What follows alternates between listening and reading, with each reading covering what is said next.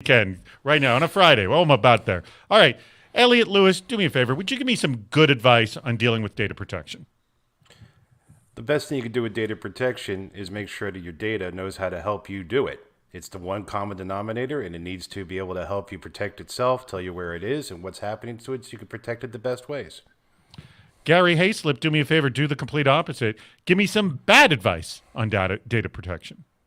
Print out all of your data and lock it up in a safe.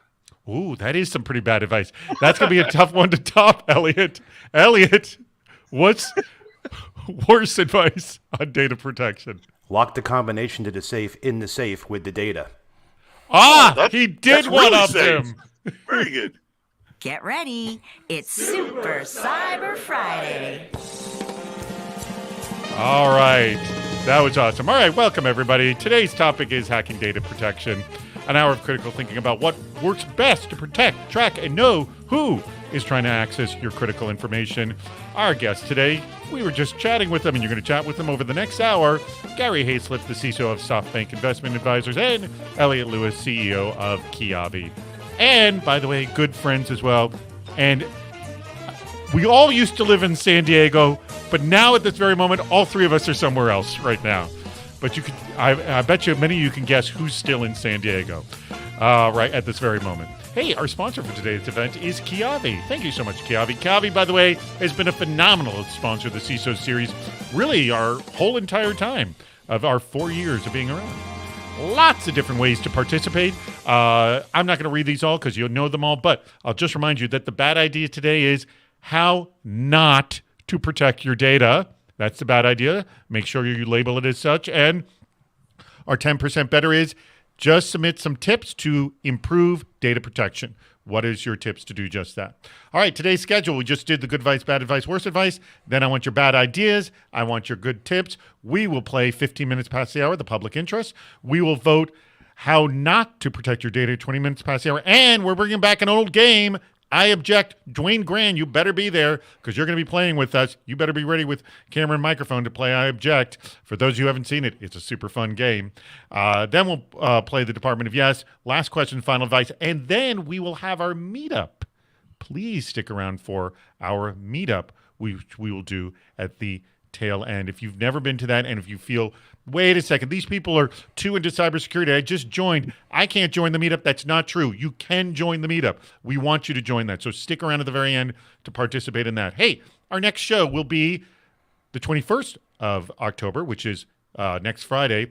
Topic will be hacking customer trust, an hour of critical thinking about what are the elements required to build a confident business relationship. So that will be happening next Friday. Guess what? There's a button at the bottom of the screen where you can register for that very event. And remember, register early and you can enter to win a CISO Series jacket. By the way, congrats to this week's winner who has not responded to me, Mike Adams at Stone Pigman. You have won the jacket. So if you want it, you better respond and you'll get the jacket. So hopefully we'll hear from him. All right. We covered this very topic, data protection, 2 years ago, Elliot. This is your business, what you do. Tell me what the story was 2 years ago and what has it morphed into today? Oh, great question. And, you know, it's pretty obvious when you look at the headlines coming out there and what things have shifted. When you look at it 2 years ago, the entire focus of all the media, all the attention, all the solution sets was to try to combat ransomware. And ransomware has changed in a lot of ways. Before, what they were trying to do was enter into a system, encrypt it all, and then then copy your data and then try to ransom it back to you and so on and so forth.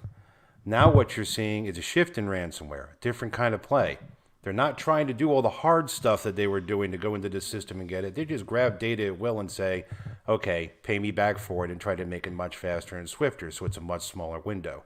But what's really shifted is that the main focus for hackers now is not just your data, it's your cryptocurrency, because before they were saying, hey, I'm going to steal your data, now you have to pay for me in cryptocurrency. Let me just skip that middleman. I'm going to take your cryptocurrency and see you later. And so when you have a situation like that, what does it come down to? If your data is stealable, they're going to take it. And if your data is money, they're going to take it faster. And that's what we've seen as a shift in the last 2 years. All right. Gary, and I want to disclose that Gary is on the board over at Kiavi, correct? Gary? Yes, he is. You're over Gary's there. one of our board members. But Gary Absolutely. is the CISO at SoftBank Investment Advisors. What have you seen to be the big evolution in data protection that, and again, I want to focus on just these last 2 years because we started with this story of just self-intelligent data, and what was very interesting is while you had a view of what that need was, over this time, the customers have figured out, oh, no, we're using it for this, this, and that, most notably ransomware. Gary? Yeah, I come from a CISO perspective, from a practitioner, leading security teams and stuff, and then also looking at security companies as well and looking at new technologies that come out. I mean, over the last 2 years, obviously more companies, organizations are moving to the cloud, moving workloads to the cloud. More data is shifting to the cloud. SaaS apps are growing extensively inside organizations. And so you're starting to see a lot more companies now coming out where it's like the focus of where is your data, who you're sharing it with, should they actually have that data? How are you protecting it? How do you keep it internally? And, in the last 2 years, I've seen it just extensively. A lot of organizations are focusing on this issue. Just because you go on the cloud, hey, you get rid of your on-prem stuff, but you still got security to deal with. You still got a stack to deal with. You still got data to go ahead and manage. But now data is in other people's data centers. It's in other people's, other people have to back it up and have to protect it for you. And, and so I'm being asked by auditors, hey, can you tell us, how do you do backups? Well, all my data is over in Box or it's over in Office 365, so I'm having to contact third parties and look at how they're protecting the data. And so it is, you become very, the partnerships that you have with your third parties now who have your data become really critical, because you've got to be able to speak to it. So actually, let me go to that, Elliot. And by the way, please, everyone, go ahead and ask questions about this topic because this is a really, really involved topic. To use your product, don't I first need to know where the friggin' hell the data is? Like, is it like hard to first use your product? Because, like what Gary said, it's over in Box, it's over in Dropbox. I don't know where the friggin' hell it is. Like, how do I even know how to use your product at the beginning? Because I may have a problem that's irrespective of anybody's product. Like I just need to know where it is. You're absolutely right.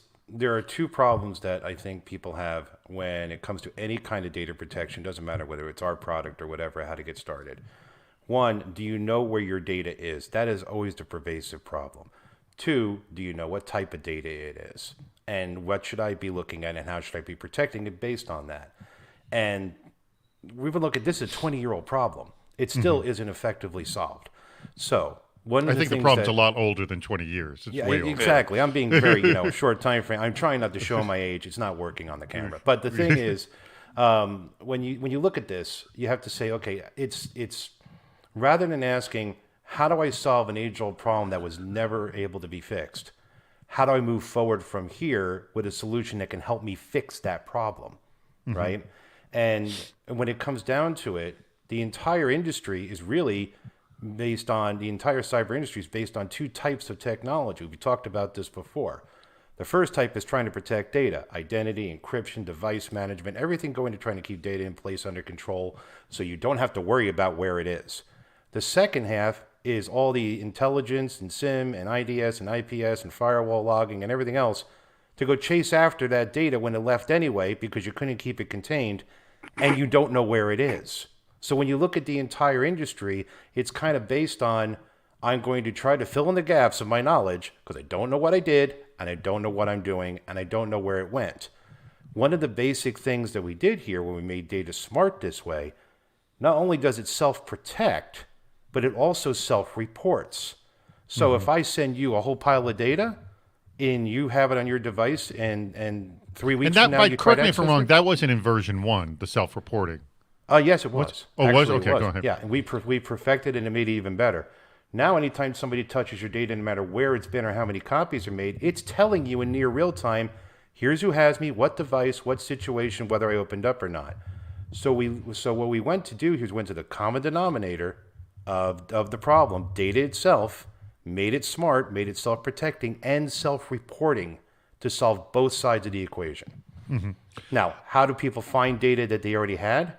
One of the things a company can't do is we can't tell you what you already did before we were involved in the process.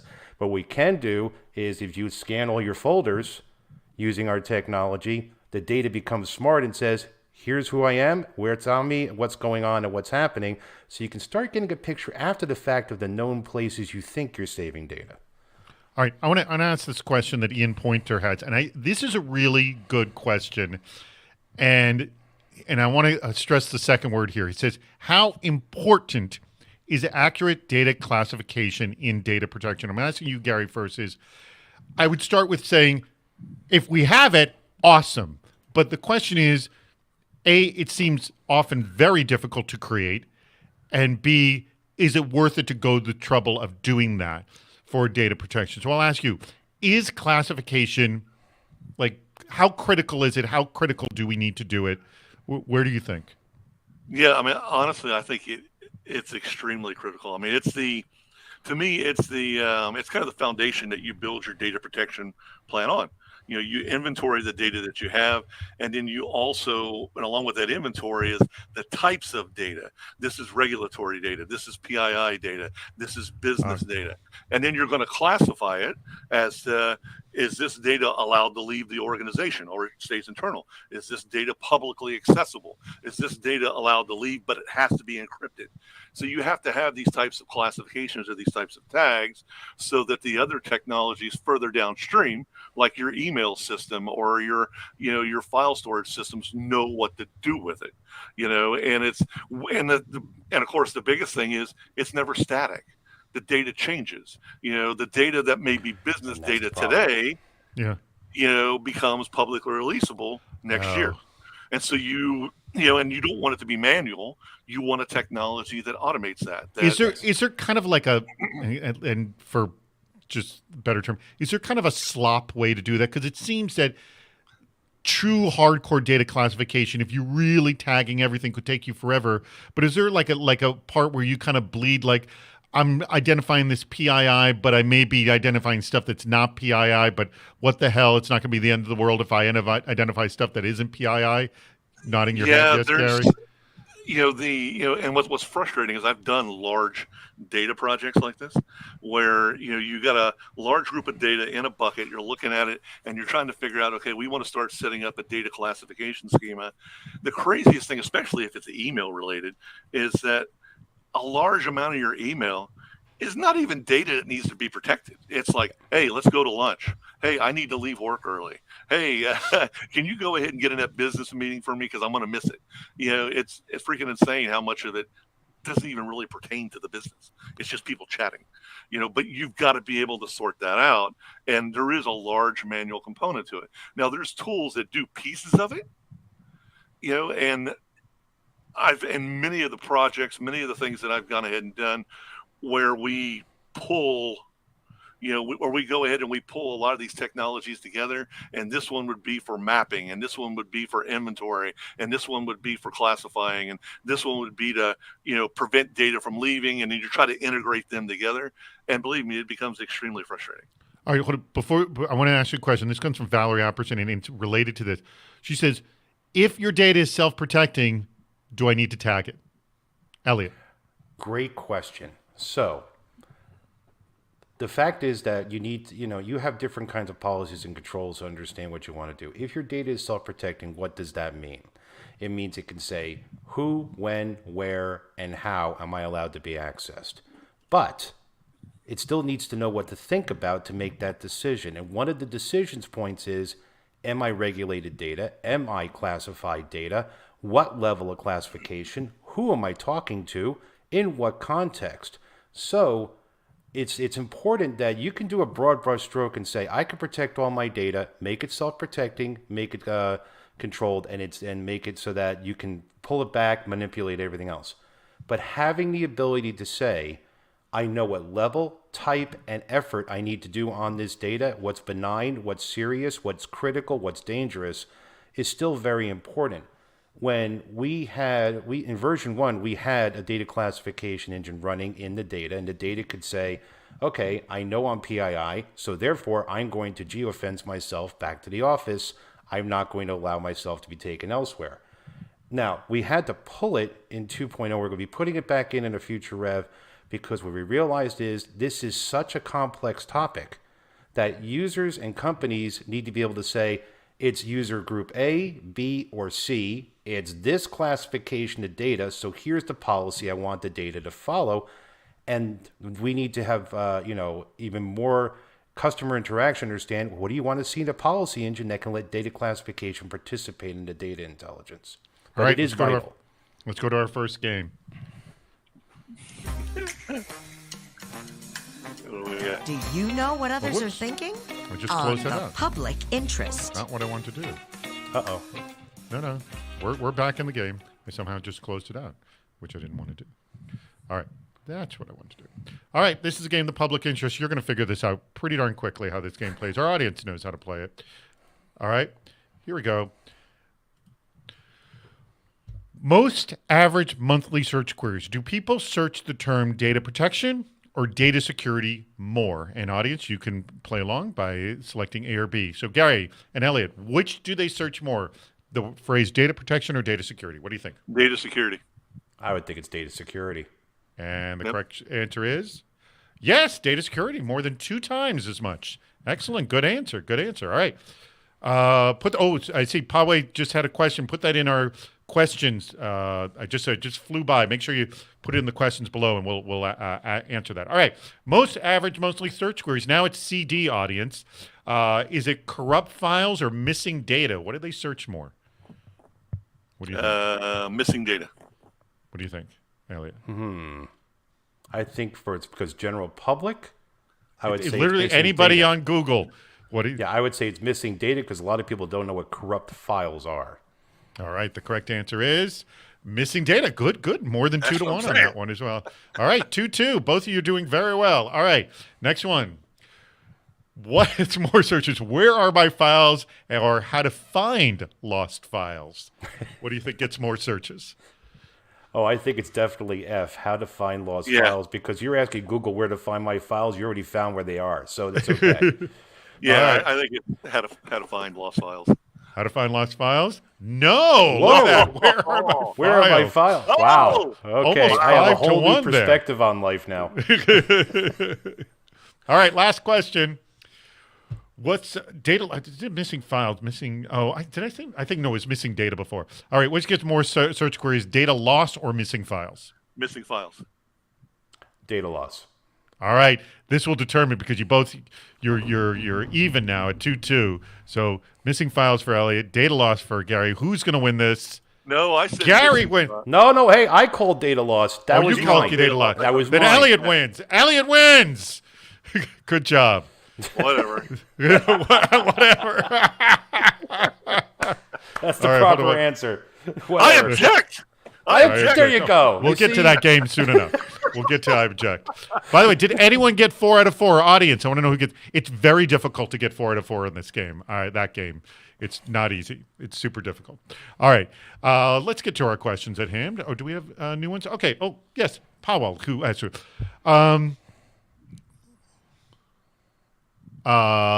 Here we go. This is a pretty basic question that maybe we should have asked earlier, but this is a question I'm sure most of our audience would like to know or the answer to. It's to you, Elliot, specifically. Can you give us an explanation on how you make the data self-aware so as the average BOD member, business decision maker or something? Board of directors. Board of directors, Yeah, that's yeah. it. Board of director member. Okay. So when you're explaining this to the board of directors, how do you make data self-aware from Powell? That's great. So you can either take this from it's a board of directors, right? So I'm not going to assume technical knowledge here. I'm just going to assume business knowledge or whatever it may be. No offense, Gary. He's the exception. He's my technical guy. But when you look at it, there's 2 ways to address it. One, if there's a board member saying, how does this work? You can say, look, here is a piece of data, any given piece of data, and we're going to wrap it in a package. Okay, that package has 4 padlocks on it. And the padlocks are intelligent.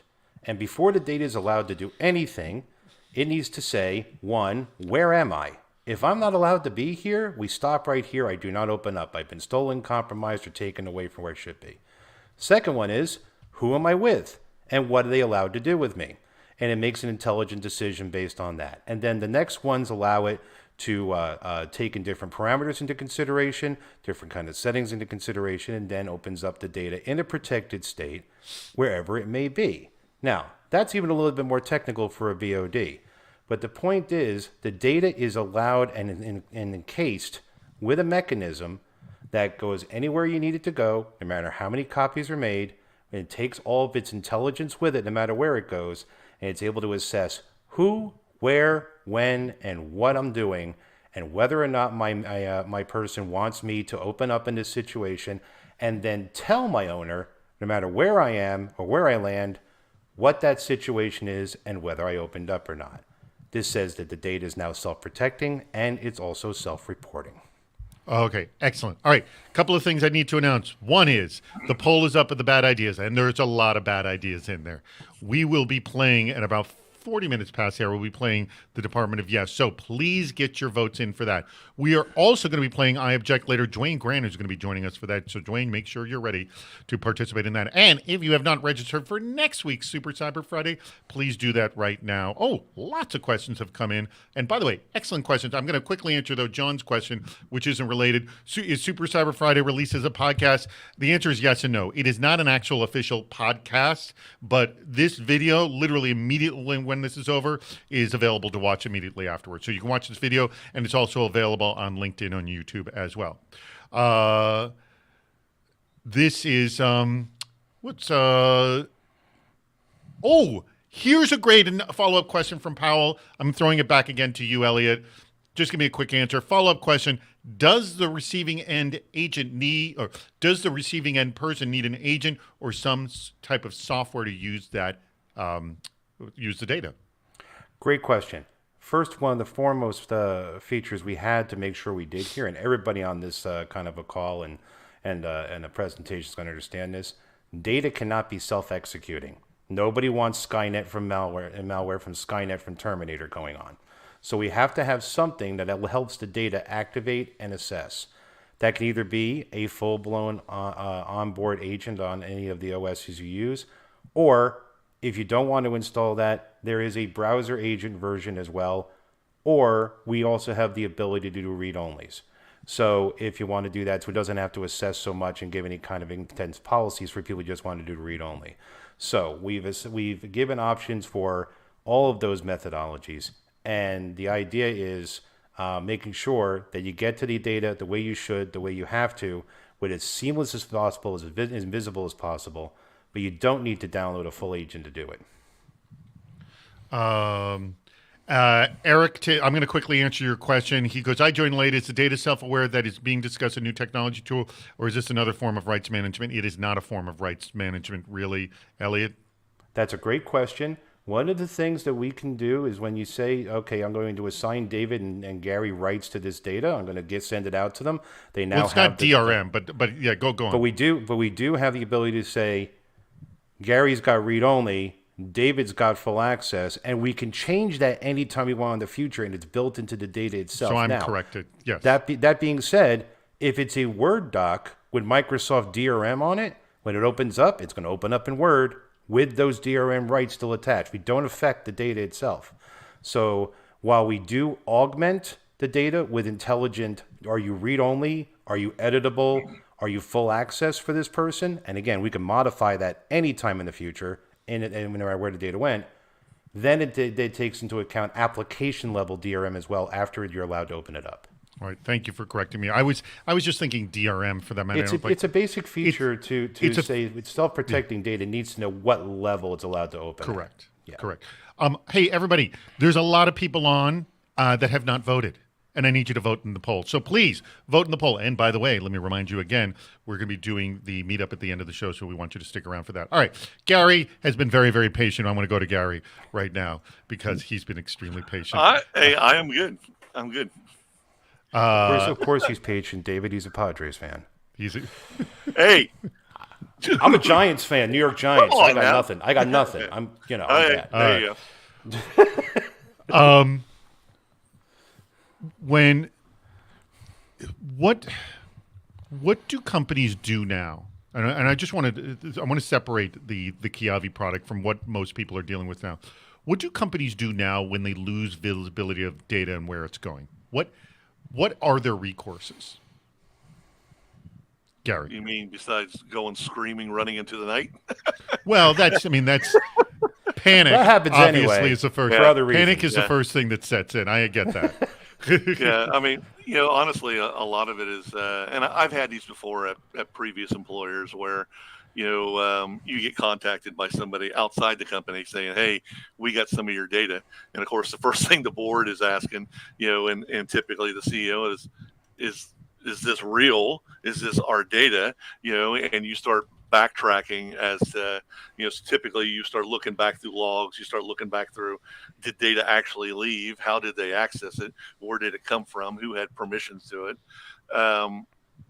And this is one of the things I'm concerned about today, even when you have employees who have access to critical data, and then after they leave the organization, is there some way to lock that critical data down? Just so happens if they take it with them, how do we make sure it's shut down and they can't use it, they can't open it? It's self-aware to where it basically blows itself up after you leave the organization. So I mean, typically today you're encrypting it, you're putting it in boxes, you're setting rights on it to where only certain people are allowed to have access to it, and then you're using tools to monitor, where the data is moving, and then basically you're reacting when data's doing something that it's not supposed to have done, or somebody's doing something with data that they weren't allowed to.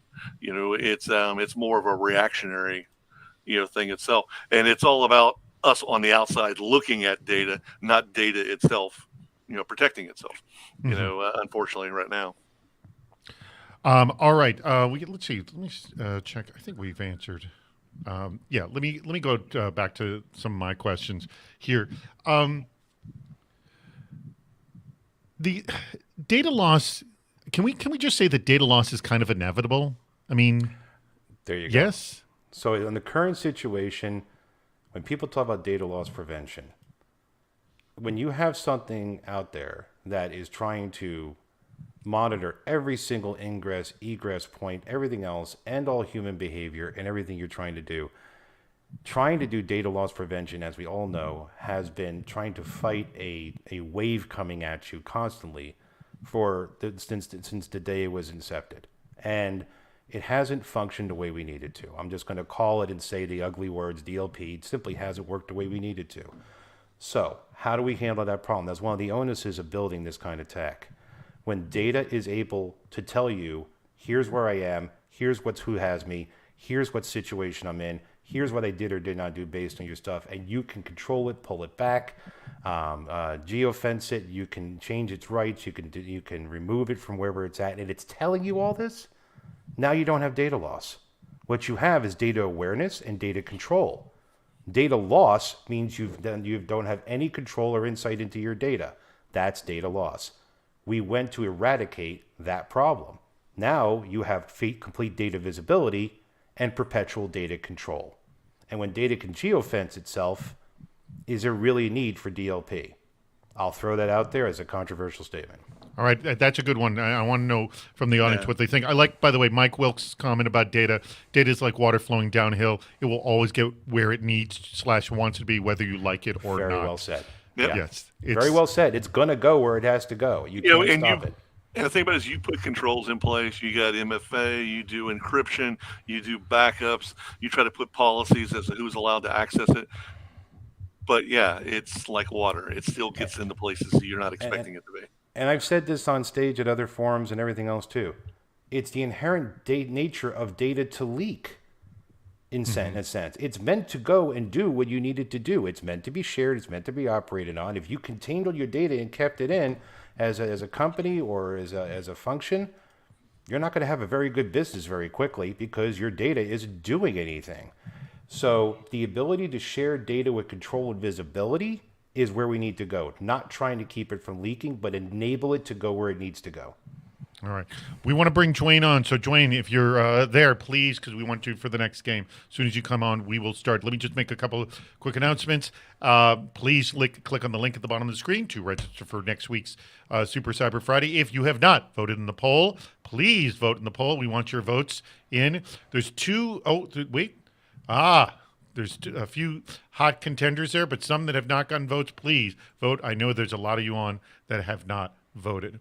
All right. Has Dwayne been invited? All right. Well, I'm gonna do this right now because we've got our first game. So here we go.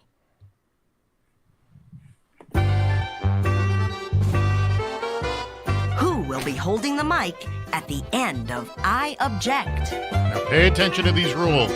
Here are the rules. The game lasts 1 minute, but the clock stops when a competitor says, I object. Time doesn't resume until the judge says sustained or overruled. At any moment, any competitor can object. Don't be polite, you want to win. So find a reason to object. The one who's speaking on the microphone at the end of the minute will be the winner. All right.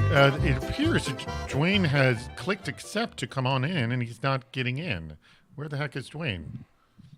He's going to be our third contender, and I accept. I You know what want it to is? follow an objection to that music that we just listened to. I Thank know. you. It's the polka music that we have playing. I'm just going to go to the next question because we can't get Dwayne on right now. And as soon as he comes on, we'll play the game. All right? That's what we'll do. Everyone hang tight for a second. Okay. So I want to step back because I want to show. Oh, wait, Dwayne's on. Now we can play. Awesome. Hey, there we go. Excellent. All right, Dwayne, thank you for joining us. Elliot, you know how the game's played. Gary knows how the game's played. Everyone heard the things. Proper. Essentially, I'm just going to repeat it again. The topic here is doing data protection. What's the best way to protect data? Elliot will begin. Gary, Dwayne, you can say I object anytime. Wait till I say sustained or overruled. We go for 1 minute, but only on arguing. When you object, and between the point of object and sustained overruled, no time is passing. The idea is you want to be holding the microphone at the very end. All right. Are we ready to begin? Aaron has got the time. Aaron, I'm going to ask you to, I'm going to say to you, when I say to Elliot to begin now, you begin. Elliot, begin. I object. I don't have no, this that's how jacket, it and neither works. does Gary have a jacket that's a CISO series. Hacking What the heck's data wrong with this protection thing? is the topic. What is up with that? That, you Hacking see, data that I'm protection. saying that this is a foul, and that we're not going to be able to get to this game because I'm totally distracted by the jacket. I That's what I'm object. saying. Okay, what's your objection? I object that this has nothing to do with data protection. Sustained. Go, Dwayne. Very good. Okay. I maintain that data protection rests entirely on asset inventory, and so I object. Okay, what's your objection? If it completely pertained on asset inventory, it assumes that the data is your asset and you have the ability to control where all those assets Sustained. are. Go. So now the problem is, do you have data awareness and visibility as to where those assets are and what those assets are applying to?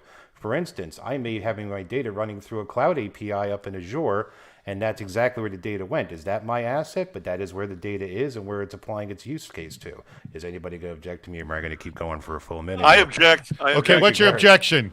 You still need to do an inventory so you know where your data's at. and who has Sustained. Go, Gary. Oh, I'm supposed to still talk? Supposed to Keep going. talking. Go, Yes, go, go, you're go. sustained. I It's your object to argument. Gary not knowing the rules. Hey, shut up. I'm- so you go and you do your inventory. You know where your data, basically who your data's at, where it's accessed. You go ahead and you classify your data as the different types of data that you I have. object. I object. Okay, what's your objection? There you My go. objection is that we hear this all the time, but we need them to have all these things done before we can start doing data protection, and yet people can't possibly pass that Rubicon to get started on protecting your data. So there has to be a better way to do I this. object. Oh, what's your objection? I object that you're trying to. Elliot Well, got the it. Wait. We've got I don't a know. This winner. is. Wait a minute. Wait, no. I think It's a photo Dwayne, finish. because I was about to. Dwayne, what's your objection? Whoa, wait a minute. I object to the this fact is he's able to boiling- object after the trying to hour. Boil the ocean to get all your ducks in a row. Sustained. Incrementalism is a It was in value. the middle of an objection. It goes to Dwayne. Hey, Dwayne wins. I think there's a Elliot, party you foul. lost. Question, David. Have you Yes. ever overruled an objection? I have sometimes because when they stink, because I've had some people stink. I I have objected. early on in the game. I did actually objected overrule. the first time to David's haircut, and he totally overruled that. It was That- it was not okay. I Yeah, will. but at Wait a least he had second. it there, though. By the way, the two of you need to congratulate Dwayne. Dwayne last week passed his CISSP, and he just received the letter today. So Nicely kudos done. to Dwayne. Well done. Thank you very much. Very, very good, Dwayne. So congrats on that. Congrats on winning as well. Thank you very much, and thank you to our audience. Now, we are back to our questions, and please throw in some more questions. Ted Bardush, I hope I'm pronouncing your last name, Ted, correctly. He asked you a question, Elliot. Would this work, Kiavi, on a fully air-gapped system? Great question. So, data has the ability to have an offline policy in it. Okay. Now, in order for the offline policy to be designed well, what we did was we got a lot of feedback from CISOs. And their answer was, we need to make sure the data is in its safe place at least once. You just can't say, it has the ability to check things. And you wanted to check to say, is this still a valid identity user? And is their policy still the same while I open up? Once that opens up, you can also give the data an offline policy to say, you're allowed to open up for this person in this situation for this many times for this amount of time. And that's up for you to go ahead and assign per your data. But we designed it because it is a policy exemption rule, and we want to make sure the data is at least allowed to activate that offline policy. So one online check first, and then your offline policy for the data can work.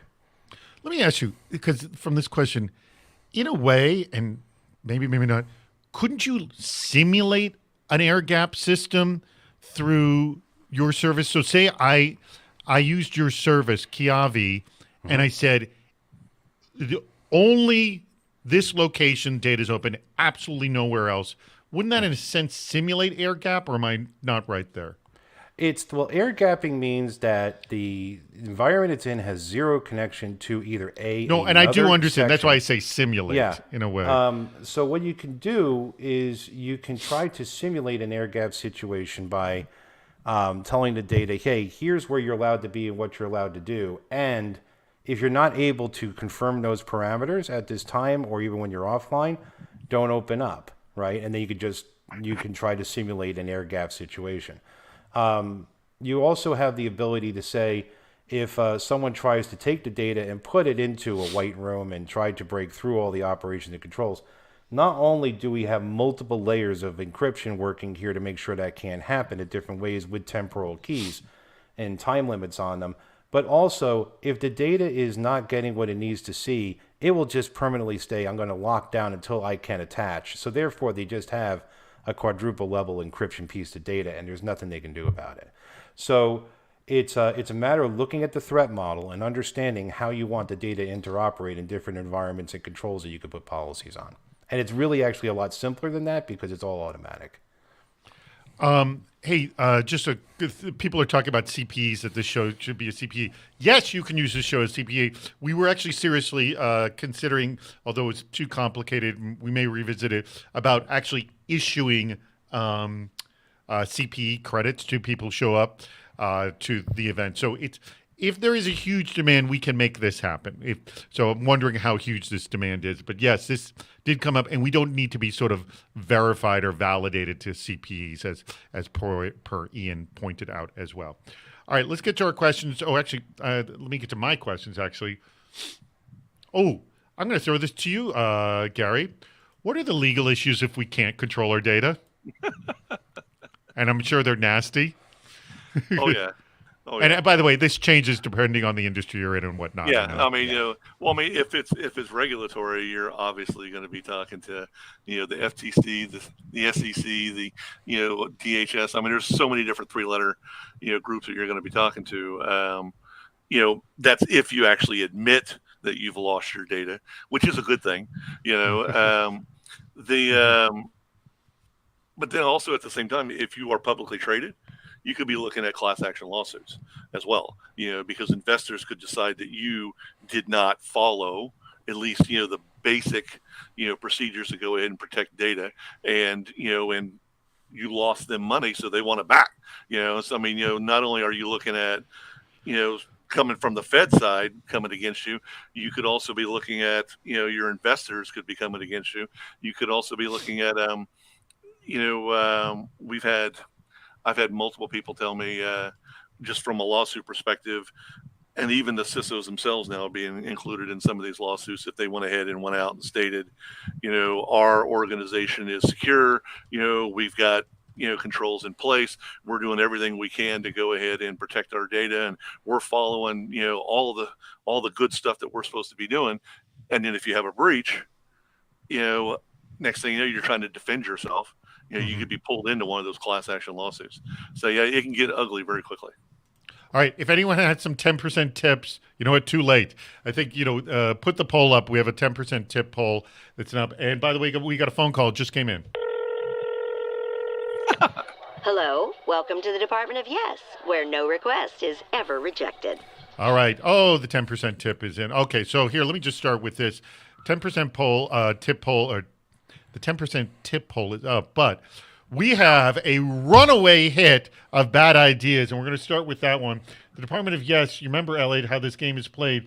No matter how bad it is, you have to say yes to it, and without being facetious, explain why you want to actually do this. This one's pretty good. This one comes from Brian Colt, who, by the way, maybe Andrew can tell me, I think Brian Colt may hold the record currently on the most winning best bad ideas. All right, here we go. Embed malware bombs in all your files, so if any unauthorized individuals open it, you ransomware them. That is an excellent idea, because that way it's kind of like I win the war because I'm the only company left standing, so it's complete outright warfare. I might as well make weaponized data, and then I just control the markets from there, so there's no real worries about leaking data because mine's the only data left. I love the idea. Well, I mean, Okay, Gary, why do you want to do this? It's another revenue stream Yes. that security provides. There you go. I'm actually making money for the company now. Making money. You see, that's what it's all about. These, dude, I think Gary hit it on the head. The whole thing is, you just see security as a cost center, and it's like, guys, we're actually working for you here. That's it. It's all about us helping you. And here's the other thing. I'll throw this out. No matter what your business is, if you choose this model that Brian suggested, by the way, excellent model, say your business is failing, you could declare bankruptcy, or you could do this. There you go. It's a great thing to do before declaring bankruptcy. That's what I would suggest. All right, here we go. We have he's got. Hold on, wait. Does he have another one that's been voted up pretty highly? No. Who's he? We got this one. I think the other one we have here is, hold on, let me just. Yeah, Mike Wilkes. He's got our next one. Here we go. I'm going to go with you, Gary, first here. Here you go. Classify all of your data as public, so there will never be a data breach event. I think that no way in hell. I think that. Hold away, you're not doing No, well. you can't do that. You got to say yes can't and do why you're this. to do it. No. I guess I failed. There's no way I'm doing that. No, I say yes, Ellie. because then you apply Kiavi to that data, and then it won't be in danger, and you lays public. So there you go. Go public on all your data and make it self-protecting, and the problem's already that negated. means PII data is getting out there, and all your It sensitive means data. PII data is self-protected and getting out there, so you can always pull it back if you decide you want to. So therefore, you have solved possession, custody, and control, which is what all data loss liability is about, because all of our forensics give those free facets. There you go. There's a plug. Slipped it right in there. Thank you, David. Slipped it right in there. And I think we've mentioned it a few times already. All right. I want to mention our 10% poll. Right now, this comes from Brian Colt. He says, and these are tips from our audience, so Brian Colt, who's successful at both bad ideas and good ideas. He says, codify your data lifecycle and management processes and establish an audit and compliance framework to ensure they are being followed. All right, I'm going to throw this out there. Is that better said than done, Gary? No, I mean, you can do it. It's a lot of work. Yeah, that's what It I'm is saying. not easy. And unfortunately, most businesses think one person can do it. Which is Can I make a unfortunate. simpler answer, actually, Yeah. on that one? It's I understand why it's being asked because we're Yeah. struggling with protecting data. Yes. Well, Here's because my you have here's to prove it. You have yeah. to prove you're doing it. Here's our premise. When you shift it from reactive control and trying to do all that to try to get a handle on where the data is, what it is, how it's doing everything else. When you go to a proactive control where the data is able to do this itself and self-report, you now don't have to try to do that massive project when the data can help you do it itself. But you still have to have some ability to be able to prove. Which So is you what have the control. forensics are all about. Yeah, Yeah, absolutely. and also the reporting piece that we had talked about as well. And So that's that way I can something say, that's absolutely Yeah. true. We give you that data feed. How you take that data feed and where you plug it into, that is a situation you want to do. And there is a whole piece there that we want people to do. Now you're getting live data forensics. How are you going to consume them is the next step. Let me also throw out this tip from Dwayne, who was our winner of I Object. He says, and I agree with this, and I'm interested to know. I think we can all sort of agree on this tip, and so I want to just say, do we have agreement? B, how hard is it to achieve? And C, if you don't do this, does this make Kiavi's life easier or more difficult? The same, and the tip is, have less data for real. Get serious about data retention control. So, Gary, I'll start with you on this. Can you agree with that? B, how hard is it to achieve that? I do agree with it, and yes, it is hard. I mean, I'll be straight with you. Businesses are pack rats. They keep just insane amounts of data because you don't want to go ahead and miss the critical data that you have to have. And so you need to be able to go through and get rid of the 80% of the crap that you just don't need. And then this is the core stuff, business, regulatory, whatever. And yeah, it is. I mean, it's a met. And the thing about it is it's not static. Again, it's constantly changing. You're constantly adding more to that bucket. And yeah, unfortunately. And I think we've fooled ourselves into believing for so long that data is cheap because it costs so little to initially store it, but everything after that is a fortune. So, Elliot, let me try to address this a different way. First of all, absolutely, these are issues. But when you say have less data, well, I think that's spun a couple of ways. Can you produce less data? That's a very difficult conversation to have because the data is being created by all the systems at an exponential rate. Can you have less duplication of critical data? Yep. Now you're doing data analytics, and that is a non-trivial problem too. Can you make data retention and policy control easier? Yes, you can. And again, because we can also do a time embargo to say this is where the data is allowed to be opened, and this is how long into the date it's not allowed to be opened anymore. And you can also tell it to have a policy to say self-delete or do whatever you need to do at a certain date with those time embargoes. So it makes it easier, but not the problem is less complex. You can't slow down the amount of data you're dealing with. That's an extremely good point to put. Let me throw this out at you, Elliot. Since you've had this product out with your customers for a while, and I know that there's all these sort of protections we can put on the data. What though are your customers actually using though? Because I can't imagine they're using all those features. What are they truly using? Right now, when in the 2.1 version, what we have people doing is who, when, where, and on what devices and geos. We kept it simple. We can actually do 52 different parameters, but we kept it simple because we want people to get used to the fact that data can do this and what they're getting out of data now. And are they using the ones you mentioned? Like, absolutely. I'm just interested to know which ones are using. They are using those. I think it depends on the vertical, it depends on the deployment, and all those features are being used different ways and varying ways. I found, I was just talking to a large legal group who are using this as forensics to say, hey, did the opposite lawyer actually open it up when they say they did when they billed me an hour? Wasn't expecting that as a use case, but the data's telling them, right?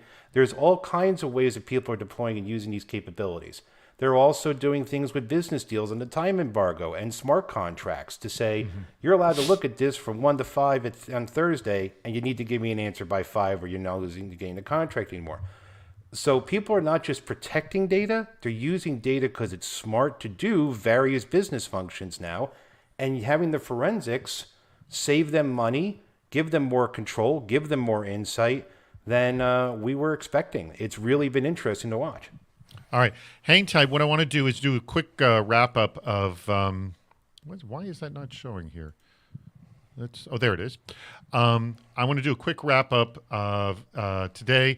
Please, everybody, click on the link at the bottom of the screen. If you have not registered for next week's chat, do it like right now, because that is going to change in just a second. I'm going to do a quick wrap up, and then we're going to get closing comments from both of you. So our next show is next week, Hacking Customer Trust. This is a really, really intriguing discussion about building your own privacy trust center so you don't have to do these endless questionnaires of whether you are a trusted third party to work with, or vice versa, your parties you're working with. This is a super, super interesting conversation, so please stick around for that. Remember, if you register early, and I want you clicking on that now, if you register early, you're entered into a raffle to win a CISO Series jacket. Huge thanks to Elliot's company, Kiavi, for sponsoring this very episode of Super Cyber Friday. Again, you guys have been around since we've started, and we greatly appreciate your support as well. All right.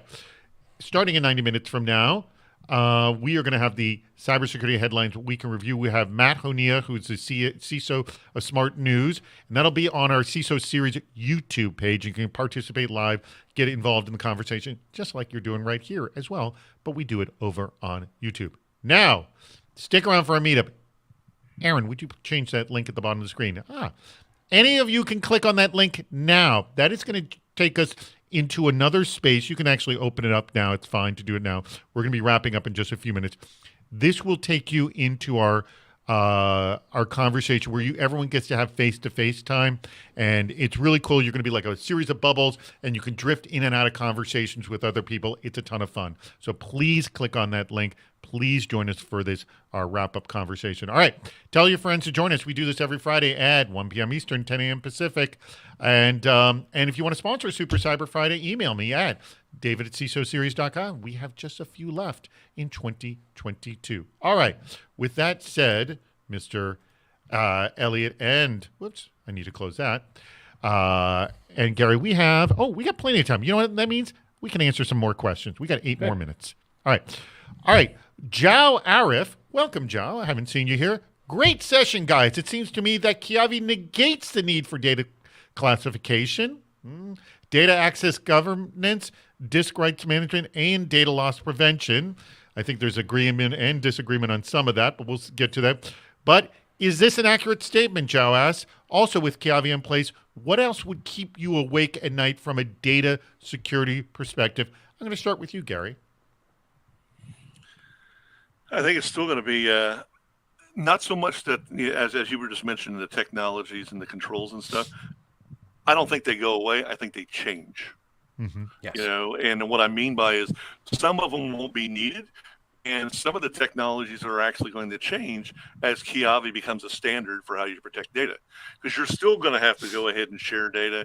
You're still going to have to know where it's at and inventory it. You're still going to have to know who needs to have rights to it. And even if the data itself is tracking the rights and where it's supposed to be at and what asset it's supposed to be on, as a CISO, I'm going to want to be able to pull up a panel, be able to look across the enterprise, see how my data is being used. And so there's still going to be a lot of those controls and stuff in place. It's just going to change, and I'm looking forward to that change, just because the more we embrace cloud, the more organizations move into SaaS, the more data becomes fluid like water and basically is democratized, and it's all around the planet in business today.